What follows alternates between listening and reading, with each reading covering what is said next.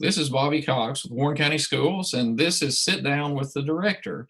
And instead of updating our viewers today on the happenings of Warren County Schools, we have a very special guest with us, Dr. Candice McQueen, the CEO of the National Institute for Excellence in Teaching.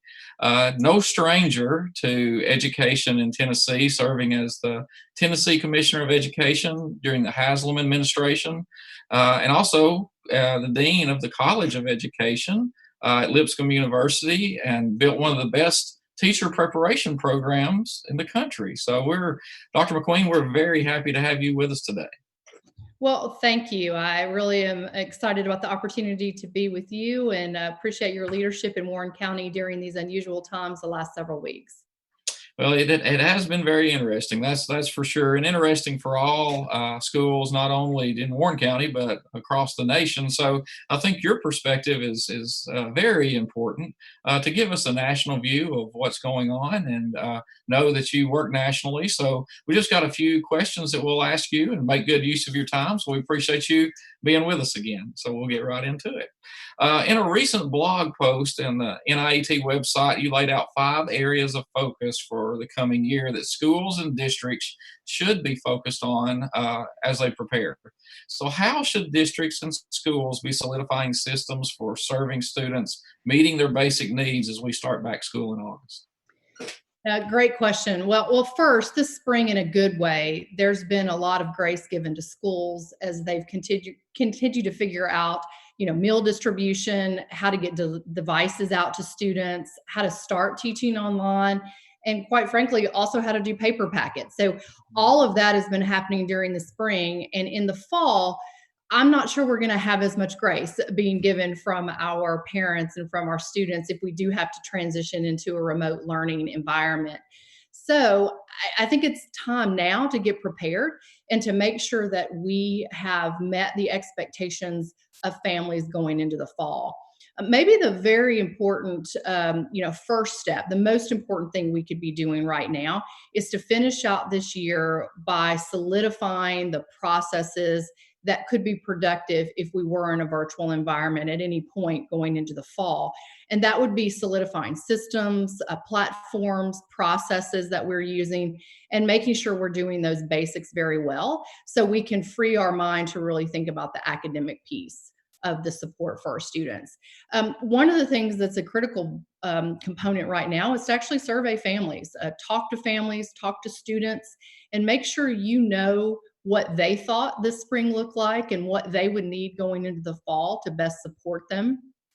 It's easy to make, I think, assumptions about what our families and students need, but actually asking them those questions and doing it on a regular basis right now as you kind of transition into this summer planning time would be appropriate for the planning cycle. We actually don't know what the fall holds yet, but we do know that remote learning is a very significant possibility, whether it's a start and stop and you have to go into a face-to-face and then intermittently move into virtual, or you set it up as some kind of hybrid situation so you can promote appropriate social distancing. So this is the time to solidify, again, all those processes that you were doing this spring to make sure you have them well thought through before you go into the fall. Great, great. That's absolutely where I think most people are. And actually, we're doing this interview via Zoom, so in a virtual environment. So, I think we've kind of learned how to use Zoom by maybe by force, I guess, but as a necessity for sure. For sure. The second question is that, again, during this time we've been closed. Our districts have been focused on virtual learning and opportunities for students. So how should districts plan to ensure all students are able to access remote learning and not allow connectivity or device access to be a barrier? Yeah, I know many superintendents are doing this across the country, and I know right here in Tennessee, I've heard the same. But I do think it's important to reevaluate now what you might have been planning for in your budget this spring and determine if any of that money can be rethought, repurposed for devices now or for connectivity or for hotspots in those situations where you struggled to provide that for students. Some superintendents are really rethinking the money that they would have otherwise allocated for sports or for some type of student activity, maybe graduation, or paying for bus maintenance or gas that you now didn't have to pay. Could you rethink that funding to make sure that you have, again, the device allocation? I heard a superintendent last week say it's time to do that now because you may actually have a scarcity issue if you wait too long into the summer to purchase those for the fall. Others are using the money to actually think through how they get Wi-Fi enabled on buses. So the bus sort of allocation out into the community would help students get greater connectivity if we were having to transition to remote learning in the fall. And I just want to first say kudos to Warren County for being out there in front and surveying families and making sure you knew quickly what families needed to be successful. I would recommend continuing to do that. As I said earlier, get those regular checks and see if device or connectivity is a challenge and where you need to put your efforts. We also need to help our teachers better prepare for what they are going to actually need and figuratively meet students where they actually are. Some students are going to need greater flexibility if we're in remote learning in the fall because they ultimately have parents who may be at work until late into the evening, and they're going to need a parent to potentially sit beside them and check things that they're doing. So they may not be able to start work until 7 or 8 o'clock at night. Others may actually need the routine and structure of a regular sort of 9 a.m. checkpoint, touch point to get things started for the day. So teachers are going to have to think through their own flexibility around work schedules or devices if there are multiple kids trying to use one device if we are in remote learning again in the fall. Right. Well, that's exactly what we've been seeing on our end to kind of continue our plan and using your template as our plan. We've looked out and reached out to our vendors, and we're seeing that delay in devices right now, being able to order those and get those in. So you're exactly right. I think getting out early, working hard to determine what those plans are, and then get those devices so that's not a barrier in the fall is exactly where we need to be. um, Kind of as a conduit again for what we've been talking about. We know when we return to school, we've been out since really the middle of March. So there's going to be learning gaps. Research indicates that there would possibly be as much as 18 months to recover the learning that has been lost. And we know what it looks like with summer slide and summer learning loss. So how should schools and districts plan to create pathways for students to receive skill reinforcement and support when they get back in school? Well, that's exactly the right question to be asking. And I would be remiss if I didn't say that I have great faith in students and teachers working together to rebound into the fall and to make sure that they are supporting students through this. I know that relationship between students and teachers will elevate the learning loss that has occurred, and there will be a plan for it. But I want to be real. It is real learning loss when you've even had intermittent learning that's happened over the spring and then compounded by rolling directly into summer before school starts. It's going to be a challenge. And you mentioned a lot of research is showing potentially an 18-month challenge. So I'll start by maybe being a little bit provocative, but this is a chance, I think, to return to school in a way that might not be usual or normal for many of our school districts, and for us to begin to think differently about how we're structuring the school day or the school year to better support our students and the potential learning loss that they have suffered. Our school year, as you know, here in Tennessee is based on an agrarian model. It is across the country. And even here in rural Tennessee, we really don't function on an agrarian model anymore. So, I would ask ourselves, do kids really need 3 months off from school? Could we provide a few weeks off from school and then get back them into learning with longer breaks throughout the year? Other countries we know in Europe and in Asia in particular have a 200 plus day calendar, but they do have longer breaks, particularly at the holidays. And we are well set up already with our model to do such. I will note that states like Texas right now are looking directly at a variety of models. So they're encouraging calendar redesign that would potentially build in about 30 more days of learning for students this coming year. And that is everything from an early start with some type of small group remediation, from an intersession time period with an extended holiday built into the school year, or some type of new year-round school calendar that, again, local districts in that state will have the opportunity to put forth. So I say these things because they do need to be thought through. Certainly, we can also work directly with parents, again, surveying parents to get from them what are they going to need to be successful in helping their students get caught up. And in all of these situations, I would just remind the viewers that the students who are already behind are the ones that will continue to slip farther behind unless we have some very concrete academic opportunities like after school tutoring, before school tutoring, longer school year, or some type of extended learning time during moments at the beginning or end of the school year. So those are all considerations, and they're ones that do require funding. They require rethinking, and they're going to require community support. And so, as much as it can be talked about as a community, the better off you'll be with actually moving forward on any of these. Perfect, perfect. I think definitely that's something that all of us are looking at right now as to how we're going to address those learning issues. Um, our next question kind of again segues into the human capital part, and again in funding. Funding is something that schools constantly are battling for and talking about and trying to reallocate and get the best that they can get for their district. So, what are some key points that districts and superintendents should be looking for during budget building this time? I know you mentioned some of that, but specifically looking at human capital and maximizing student support. Well, I can't stress enough at this moment the importance of teacher leadership and elevating teacher leaders.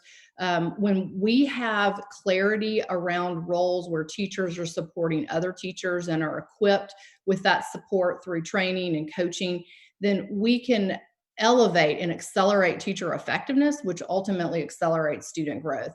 So, as many ways as districts can step back and think through, do you have teacher leaders in place that are supporting what we have in front of us, whether that is creation of lessons, creation of technological supports, supporting teachers in both the face-to-face or virtual environment, the better. So teacher leadership would be a place where I would invest, elevate, and really think through that structure for the fall. Looping may actually be another consideration that school districts want to consider. This would be a situation where a teacher might have taught third grade this year, but would follow those students into fourth grade next year. Certainly, that has to be a consideration with the teacher, him or herself, to make sure that that person is comfortable with the content and moving into that role. But it can be a great benefit to students who have had challenges this spring without having that face-to-face focus with the teacher. I think there are a lot of hard decisions, as you can imagine, that our leadership at all levels are going to have to consider to make sure that they focus on instruction and that depth of instruction as a priority going into next year. That could be making different decisions with how you think through all of your staff, your paraprofessionals, the folks who are supporting in your cafeteria, to your bus drivers. How do you think about everyone working together to support the academic programming and solid instruction? And that may be pulling in more people than usual into small group instruction at various times during the day and making sure they're trained and supported with high quality content and coaching to do that work well. Decisions to adjust staffing at any time are really critical and also hard. And I think right now it's going to be even more challenging to sort of step back and say, you want to support your staff in the most direct way that you can during such an unusual time, but you may need to rethink positions or rethink job descriptions to make sure everyone knows that academics is a priority, social emotional learning is a priority, and they need to be prepared to help students where they are going into the fall. I agree. I agree 100%. The looping conversation, we've had this very briefly, but in a rural environment and smaller schools, that really works really, really well. So we're really looking at that. Well, we're getting down to our last question and kind of talking about teachers and teacher shortage. And I know we've all faced that. Research indicates and shows that the teacher is the number one factor in student success. And as we return to school in the fall, many of our teachers and administrators are, due to their age, are at a high risk of maybe getting infected or having the virus. So we're already facing a teaching shortage. So do you feel that maybe we will see a drop off even more in the teaching force? And then how do we hold on to those good teachers that we desperately need in our schools? Well, first, I would say safety has to be of the utmost importance. And certainly during a health pandemic, this needs to be the very first priority in discussions. And then how then do you staff teachers appropriately or support teachers appropriately to do the work that you have in school with safety as job one? If there are teachers who are in a high risk category, they may just ultimately need to stay at home, but that doesn't mean they can't impact or improve instruction. It just needs to be rethought through that lens. So some suggestions for teachers who may need to be at home is, first, they could map out lesson plans and help teachers with the variety of planning they're going to have to do next year, particularly if you're trying to plan ahead for some kind of intermittent virtual moment that you may or may not have. Folks who are at home can plan and actually begin to support that work. Second, they could do more research and capacity building for how to deliver online instruction. Be someone who is doing that research to ultimately support them on the professional learning side or to find best practices. Third, they could be a teacher leader who drops in and watches live lessons in FaceTime or on Zoom, and provides feedback to teachers. That's great peer to peer learning that could happen during this time. They could also serve in a more social and emotional support role for particularly families, students, and maybe even other faculty as they focus on relationship building opportunities that I'm sure the district is moving forward. And they could ultimately network with community partners to help provide more funding sources, to help provide other resources and supports as you continue to do this work next year. So I would say those teachers are going to be critical for you. It's just rethinking what that role will look like if they are in a health category that would keep them away from the school building. But putting health considerations aside for a minute, I believe teachers will stay in schools. They will be attracted to schools where they're going to be part of a dynamic, positive, supportive set of colleagues. And they're going to see those opportunities as educators continue to be some of the best opportunities that we have available in the job market. The teaching workforce may look different, but that may be a reason why more people are actually attracted to it, because it provides some flexibility in how the job is actually done with this hybrid approach, or this approach where we may have to rethink staffing and schooling going into next year. Regardless, when we have economic challenges, the teaching profession is one that becomes more and more attractive. More people go into teacher preparation programs, and more people think about it as a true calling for them if they've been in other professions that, quite frankly, take a downturn. So I think we're in a moment where we are going to be able to keep the best and brightest teachers and potentially bring in others that we have not earlier had interested in the field. And at the end of the day, all of that benefits our students. So I'm hopeful that this is a downturn that is an uptick for teachers coming into the force. I think that's all great insight, and I think you're exactly right. We need to make sure that our experienced teachers are helping to teach our novice teachers and our younger teachers, and to stay involved in any way that they can, it be virtual or however. And we've actually talked about the same things there. Is they could easily watch lessons, give advice to teachers, and that's a great avenue for them to stay involved and to stay safe. That's for sure. For sure. Well, we really appreciate your time. I know that you are a very, very busy lady, and you are nationally, doing things across the country, and we really appreciate that. We thank you again for being with us and sharing our expertise, not only with our school system, as you have for many, many years in very various ways, but also with our viewers and not only in Tennessee but nationally. I mean, you've done a wonderful job in Tennessee for sure, and nationally, just spreading the work of NIET. And as a partner with you, I think our schools have really done a great job and really learned a lot from the organization and from the staff from NIET. So we really appreciate you personally and appreciate you being with us. Thank you, Bobby. And I am excited about where Warren County is going to continue to be a bright light and an example for our districts across the state. And so appreciate your leadership and what you're continuing to do to set up Warren County for success.